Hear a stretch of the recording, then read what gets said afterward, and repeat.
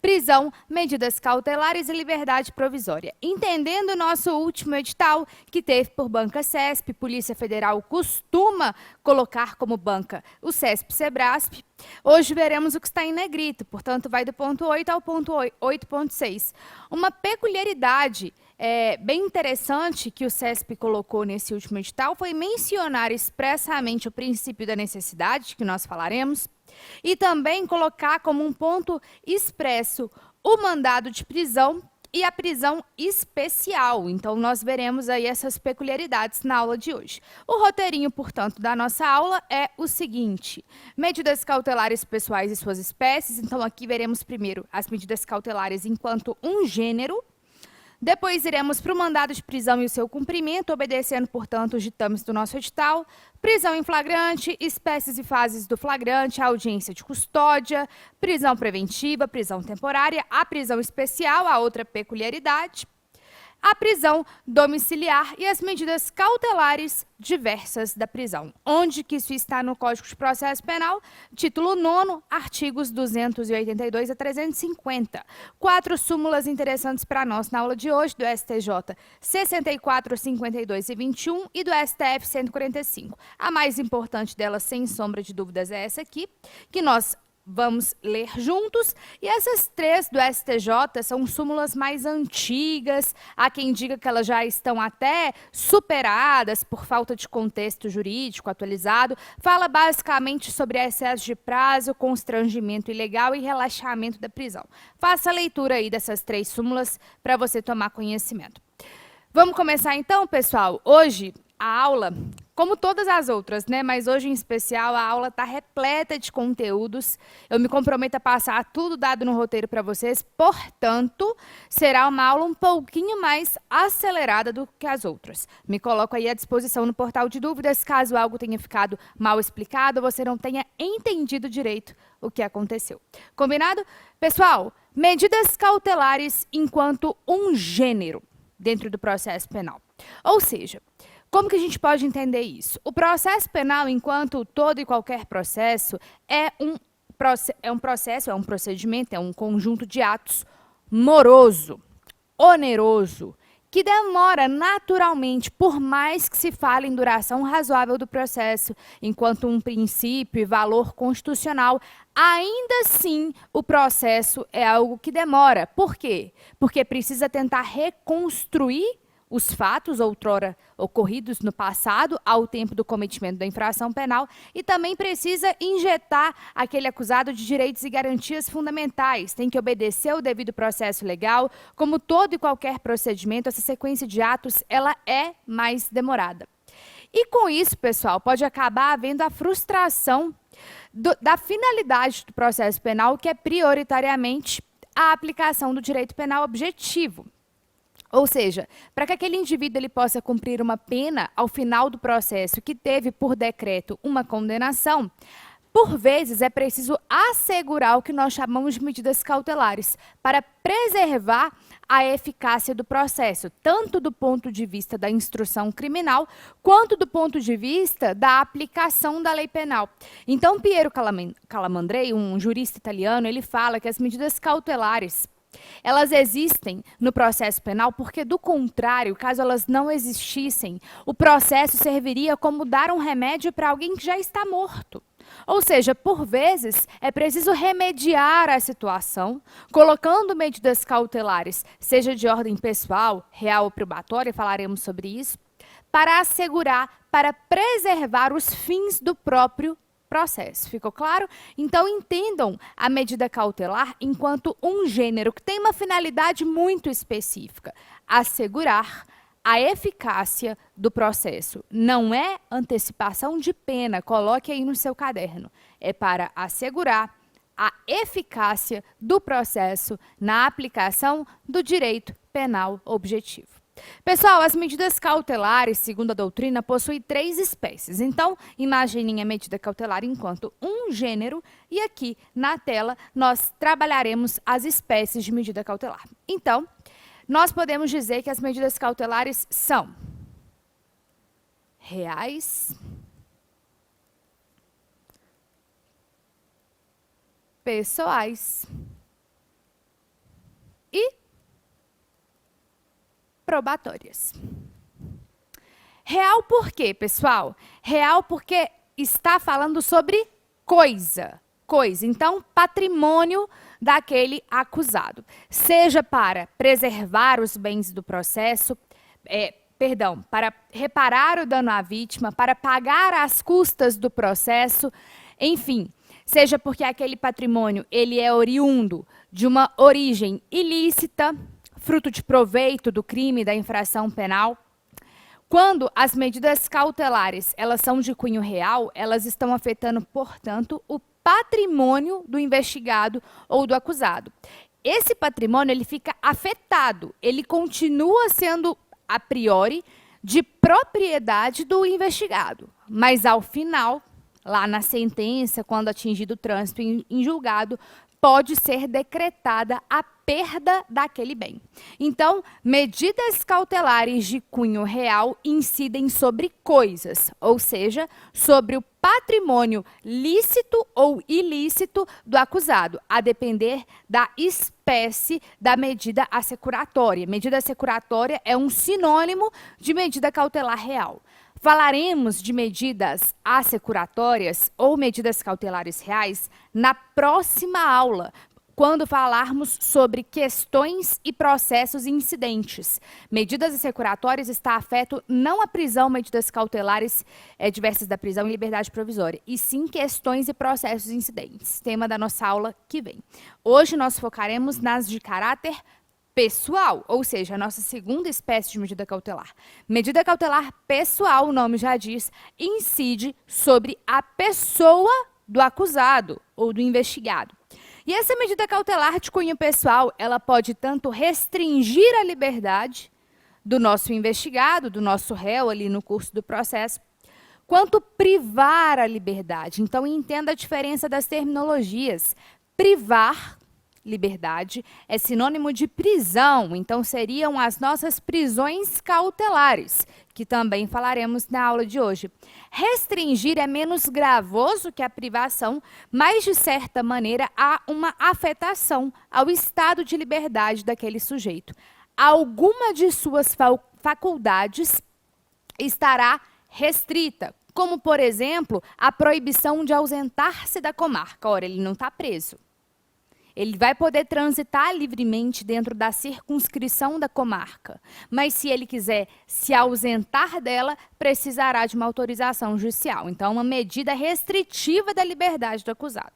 Por fim, nós temos ainda as medidas cautelares de cunho probatório, que tem como exemplo máximo entre nós a busca e apreensão. Ou seja, eu antecipo o momento da produção probatória, que nós sabemos, prova para ser prova tem que ser produzida sob o crivo do contraditório. Então, é no curso de um processo e tem uma fase específica para a sua produção, que é a fase instrutória. Contudo, em razão da urgência e do receio de perda daqueles vestígios que serão importantes para a produção probatória, antecipa-se o momento da produção probatória já para coletar vestígios e eventuais provas que serão produzidas ao longo do processo. Então, a busca e apreensão, né, pessoal, que é o exemplo clássico que a gente tem de uma medida cautelar probatória, é muito importante, notadamente naqueles crimes que nós chamamos de crimes não transeuntes, ou seja, aqueles crimes que deixam vestígios, que eles sejam coletados no menor tempo possível, porque sim, eles podem desaparecer, eles podem perecer, eles podem ser fruto de alguma fraude, até mesmo por parte do próprio investigado.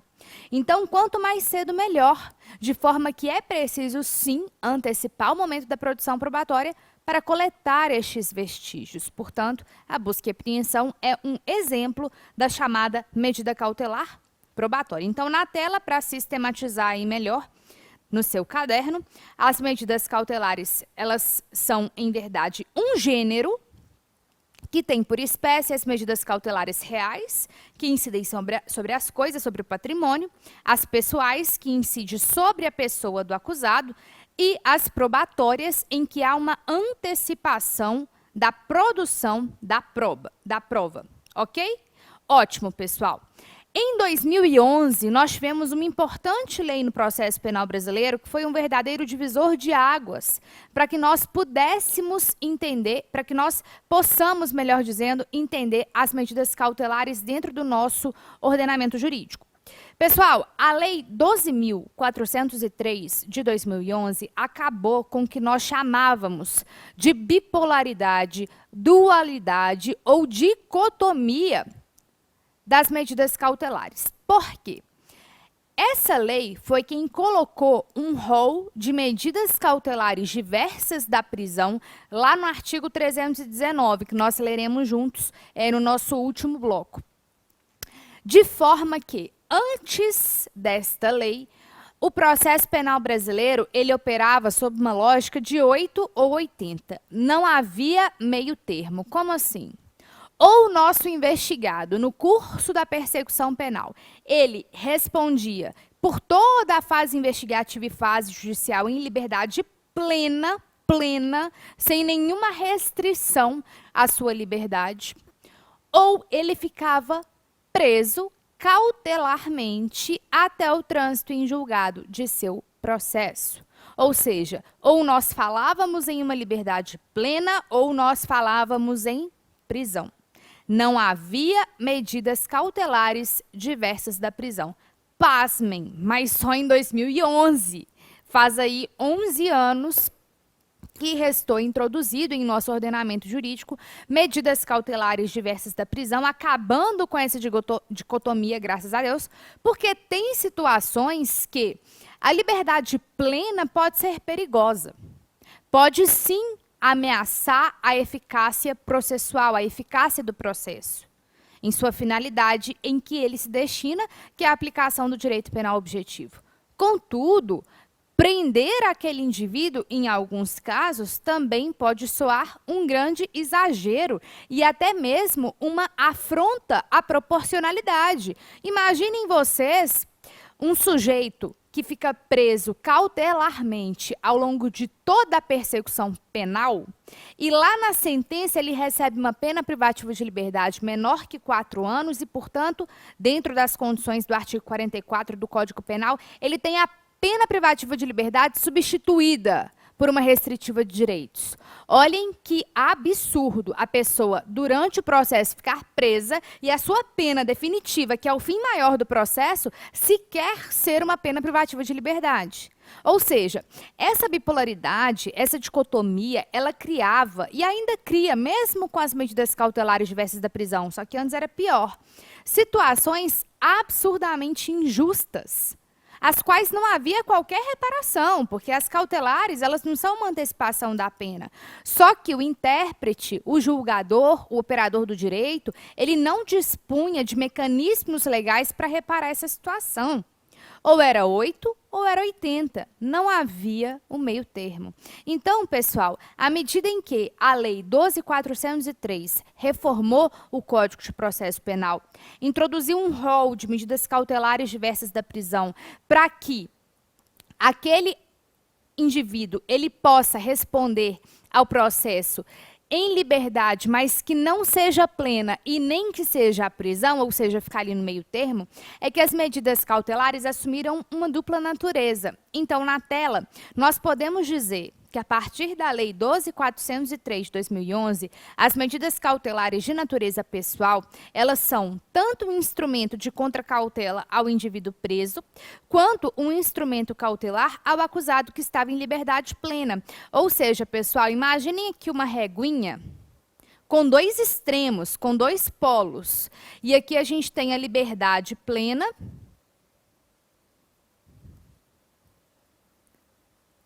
e no outro polo a gente tem a prisão.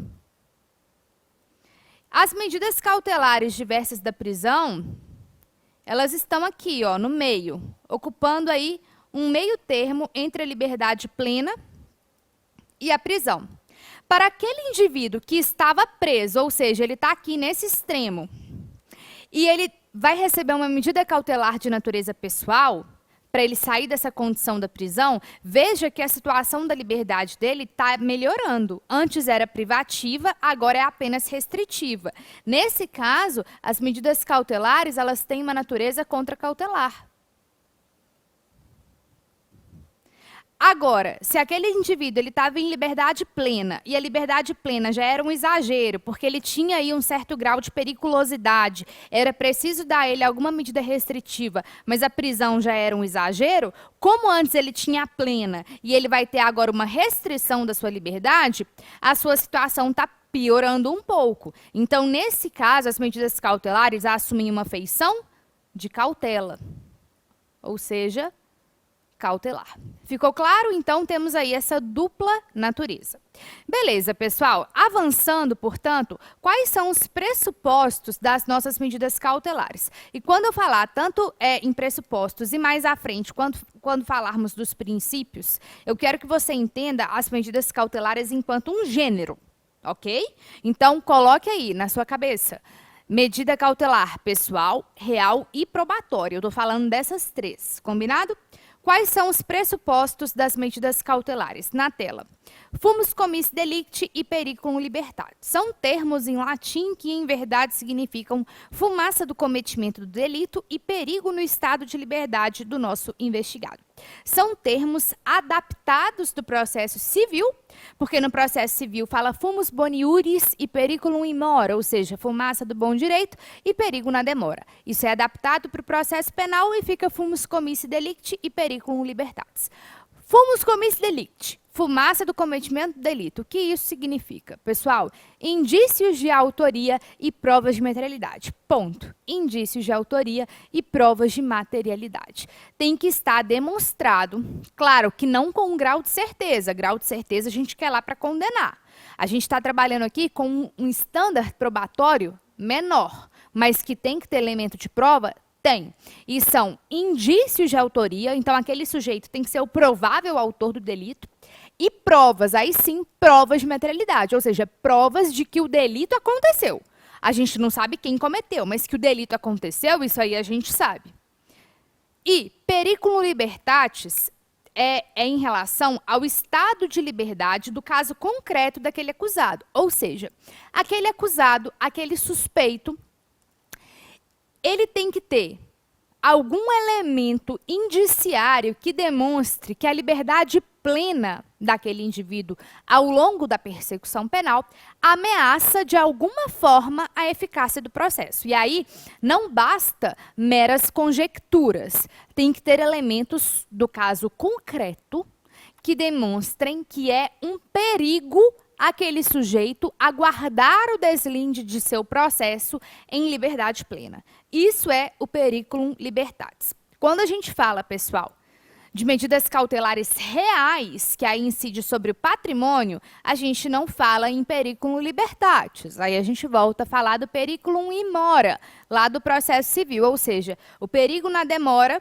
naturalmente causado pelo processo, pode fazer com que aquele sujeito dilapide o próprio patrimônio fraudulentamente para não ter que arcar com as consequências patrimoniais. Aí tem que demonstrar essa questão para as medidas cautelares reais. Agora, nas demais medidas cautelares, notadamente na de caráter pessoal, o que incide é o periculum libertatis. Combinado? Ficou claro? Ótimo. Então, os nossos pressupostos que servem para toda e qualquer medida cautelar. Fumus commissi delicti, periculum libertatis. Na tela.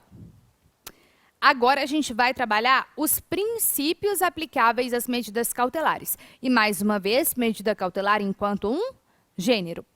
Presunção de inocência, jurisdicionalidade, vedação da prisão cautelar ex lege e proporcionalidade. Então, anote aí, presunção de inocência, jurisdicionalidade, vedação da prisão cautelar ex lege e proporcionalidade. Presunção de inocência, pessoal, falamos a exaustão, né, na aula de número 1, sobre a presunção de inocência enquanto uma regra probatória e também uma regra de tratamento. Aqui, principalmente enquanto regra de tratamento. Ou seja, a gente não pode tratar aquele acusado, aquele investigado, aquele réu, enquanto uma pessoa condenada, de forma que nós não podemos tratar as medidas cautelares enquanto uma antecipação de pena. Os pressupostos são diferentes. Aqui não tá querendo aplicar pena a ninguém, até porque ninguém está falando que aquele sujeito é culpado. Não por acaso, exige-se indícios de autoria e não um estado de certeza de que aquele sujeito foi quem cometeu o delito. Portanto, é tratar aquele acusado enquanto um mero acusado e não como condenado, fazendo com que as medidas cautelares não sejam uma regra no nosso ordenamento jurídico, que a prisão não seja uma regra no nosso ordenamento jurídico, que elas só podem ser impostas quando efetivamente for necessária a sua aplicação.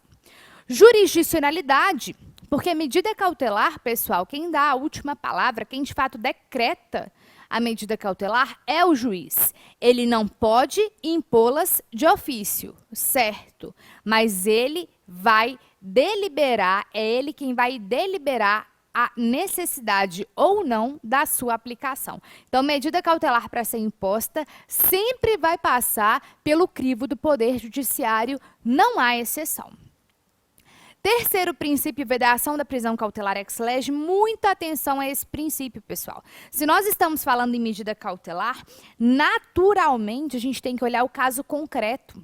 Veja os pressupostos do periculum libertatis, do fumus commissi delicti. Eu tenho que olhar se naquele caso, aquele indivíduo, ele representa uma ameaça ou não à eficácia do processo. Então, de maneira alguma, o legislador ele consegue fazer um exercício de adivinhação e criar uma norma legal que ele consiga antecipar todo e qualquer caso concreto que vai caber às medidas cautelares. Ah, não, nesse crime aqui ele é muito grave, vou colocar. Não. Não é assim que se trabalha as medidas cautelares. Medida cautelar é sempre individualizado, é sempre com base em elementos concretos. A gravidade abstrata do delito por si só não é, jamais, suficiente para a imposição de uma medida cautelar. Esse princípio é muito importante e ele foi violado num dispositivo que nós vamos ler juntos mais à frente quando falarmos da audiência de custódia. Eu quero que você lembre desse princípio da vedação da prisão cautelar ex lege quando nós falarmos do artigo 310, parágrafo 2º, combinado? Por fim, o nosso último princípio, que é inclusive trazido aí expressamente no edital da Polícia Federal, no último edital, é a proporcionalidade, que tem como subprincípios a necessidade, que foi mencionado expressamente, a adequação e a proporcionalidade em sentido estrito. Então, para se aplicar as medidas cautelares, a gente tem que fazer uma avaliação entre meios e fins, entre ônus e bônus, e verificar se as vantagens superam as desvantagens na sua aplicação. Ok? Os subprincípios, pessoal, da proporcionalidade, mais especificamente a necessidade e adequação, mas de forma implícita, segundo Gustavo Badaró, a proporcionalidade em sentido estrito também está presente, foram trazidos pelo nosso legislador no artigo 282 do Código de Processo Penal. A gente vai fazer a leitura desse artigo e eu vou fazer nos comentários pertinentes. Bora para a tela, então. As medidas cautelares previstas neste título deverão ser aplicadas observando-se a necessidade para aplicação da lei penal, para a investigação ou instrução criminal, e nos casos expressamente previstos, para evitar a prática de infrações penais e adequação da medida à gravidade do crime, circunstâncias do fato e condições pessoais do indiciado ou acusado. Veja aí a necessidade trazida expressamente no nosso edital. As medidas cautelares poderão ser aplicadas isolada ou cumulativamente. Por óbvio, pessoal, está tratando aqui das medidas cautelares diversas da prisão. A gente não cumula a prisão cautelar com nenhuma medida cautelar diversa. Só as medidas cautelares diversas são cumuláveis entre si. Parágrafo 2º. As medidas cautelares serão decretadas pelo juiz a requerimento das partes ou quando no curso da investigação criminal por representação da autoridade policial ou mediante requerimento do Ministério Público. Veja, portanto, o parágrafo 2º, deixando expresso que as medidas cautelares não são decretadas de ofício. Apesar da jurisdicionalidade, ela vai ser sempre por requerimento, então sempre por provocação dos nossos legitimados. Parágrafo 3º. Ressalvados casos de urgência ou de perigo de ineficácia da medida, o juiz, ao receber o pedido de medida cautelar, determinará a intimação da parte contrária para se manifestar no prazo de 5 dias, acompanhada de cópia do requerimento e das peças necessárias, permanecendo os autos em juízo. E os casos de urgência ou de perigo deverão ser justificados e fundamentados em decisão que contenha elementos do caso concreto que justifiquem essa medida excepcional. Veja aí, portanto, pessoal, parágrafo 3º, introduzindo para nós um contraditório na decretação das medidas cautelares. Claro que quando isso for possível e compatível com a natureza da medida, né? Parágrafo 4º. No caso de descumprimento de qualquer das obrigações impostas, o juiz, mediante requerimento do Ministério Público, de seu assistente ou do querelante, poderá substituir a medida, impor outra em cumulação ou, em último caso, decretar a prisão preventiva, nos termos do parágrafo único do artigo 312 desse Código. Então, veja aí a possibilidade da substituição da medida ou da acumulação ou, em último caso, a decretação da prisão preventiva, que é a última ratio no nosso ordenamento jurídico, que é uma exceção no rol aí das medidas cautelares. Atenção ao parágrafo 5º. O juiz poderá, de ofício ou a pedido das partes, revogar a medida cautelar ou substituí-la quando verificar a falta de motivo para que subsista, bem como voltar a decretá-la se sobrevierem razões que a justifiquem. Eu quero que você divida esse parágrafo 5º em 2 partes para você não ser induzido em erro, porque a redação dele foi muito mal sucedida. Veja que aqui no parágrafo 5º, pela primeira vez, menciona de ofício. O que o juiz pode fazer de ofício, pessoal? De ofício, ele vai poder revogar ou substituir por uma menos gravosa, porque, veja, é quando verificar a falta de motivo para que subsista. Então, pessoal, quando for situações que beneficiem o nosso acusado, aí o juiz, enquanto garantidor dos direitos fundamentais, ele pode agir de ofício. Agora, pessoal, muito cuidado, porque quando a gente fala em voltar a decretar, eu vou até trocar de cor para vocês não confundirem. Decretá-la, bem como voltar a decretá-la, se sobrevier razões que a justifiquem, aí, pessoal, não pode de ofício. Não confunda uma coisa com a outra. Por quê? Voltar a decretar, se sobrevier as razões que justifiquem, não é em benefício do acusado. Aí está colocando um ônus, um gravame ao estado de liberdade do acusado. E por isso, pessoal, o juiz não pode agir de ofício. Aí tem que ser por provocação. Cuidado com a redação desse artigo, ok? E por fim, o parágrafo 6º. A prisão preventiva somente será determinada quando não for cabível a sua substituição por outra medida cautelar, observando o artigo 319 deste Código, e o não cabimento da substituição por outra medida cautelar deverá ser justificado de forma fundamentada nos elementos presentes aonde, pessoal? No caso concreto. Olha aí a nossa individualidade. De forma individualizada, vedação à prisão cautelar ex lege e ainda a nossa excepcionalidade, o tratamento enquanto última ratio da nossa prisão. Então, a prisão, pessoal, é última ratio. É só quando não for possível uma medida cautelar diversa. Combinado? Ótimo, pessoal. Agora, a gente pode entender, para a gente fechar esse bloco, a prisão que, mais uma vez, dentro dessa ótica da persecução penal, é a última ratio, enquanto duas naturezas, uma dupla natureza. A prisão tem duas espécies, ou seja, vem aqui para a tela comigo. A prisão ela pode ser essa que a gente está falando, que é uma espécie de medida cautelar, que é a nossa prisão, chamada de processual, ou sem pena, que aí o que se objetiva é assegurar, é proteger, é preservar a eficácia do processo. E nós temos a prisão penal, com pena, também chamada de definitiva. Essa aqui é só depois do trânsito em julgado. Enquanto a primeira é antes do trânsito em julgado.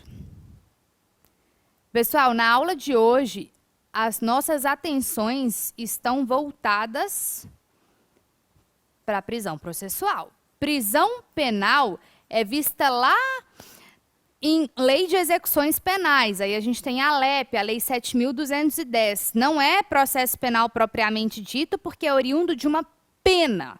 Aqui é uma prisão oriunda do processo, para preservar os fins do processo. Há quem diga que é até uma instrumentalidade de segundo grau, porque é para preservar o processo que é instrumental por natureza.